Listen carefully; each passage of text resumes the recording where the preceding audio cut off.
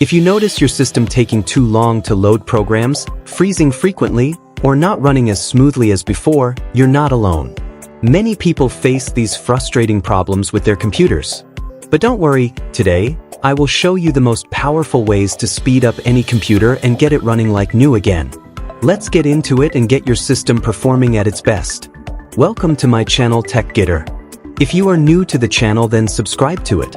First of all, come to PC screen and press Windows plus R key. Or you can go to Windows search menu and open Run Windows. You will see Run Window. Here type cleaner and click on OK. When you click on OK, then Disk Cleanup window will open. You have to check everything here, and if there is anything in your recycle bin which you don't want to delete, then copy it. You can see that my system has 50.1 megabytes data, but your computer may have 10, 15, or maybe 20 gigabytes junk, which you need to remove, because all these caches are temporary files whenever we open any application. Temporary files get cached, so it is absolutely fine to delete all of them, so just select all the check marks and click on OK, and then click on Delete Files. This will delete the cache from your system. Doing this will clear the cache, but we will see some more steps to make the system faster. We will again press the Windows plus R key, and this time we will type temp in the Run window and click OK. Once temp is open, select any file and then press Ctrl plus A, it will select all the files. After this, press Shift plus Delete key.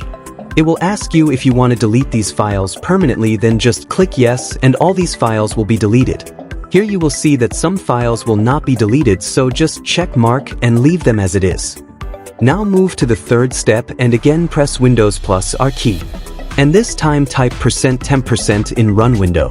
This is the place in Windows where all the registries are created, and all these registries are related to software.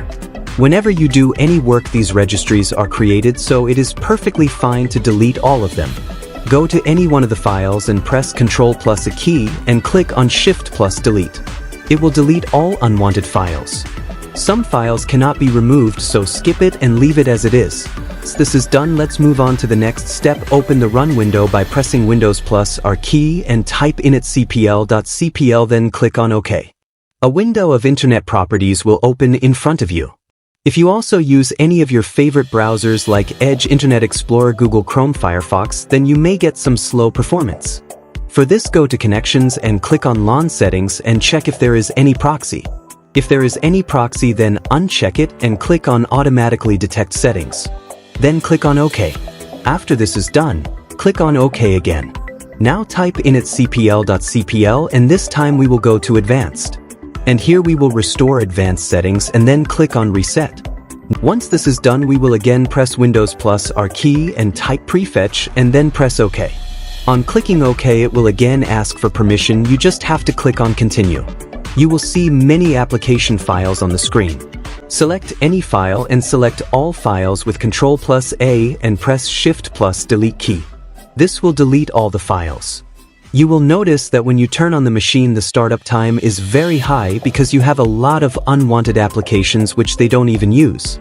To fix this, go to Start menu and search for Task Manager. Open it. After Task Manager opens, go to Startup. Here in Startup, you have to make sure that all unwanted unknown applications are closed except Microsoft or the applications you use. But remember, if I disable them, I can still open them, but it will not open automatically without my permission. So you right-click and disable whatever applications you have unwanted applications. And make sure you don't disable any graphics or security or any third-party application which you have installed.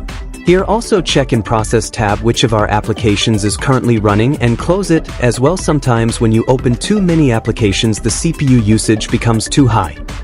Hope you found this video helpful. If you did, don't forget to hit the like button. And if you're new to the channel, make sure to subscribe so you won't miss any future content. We'll meet again in the next video. Have a great day.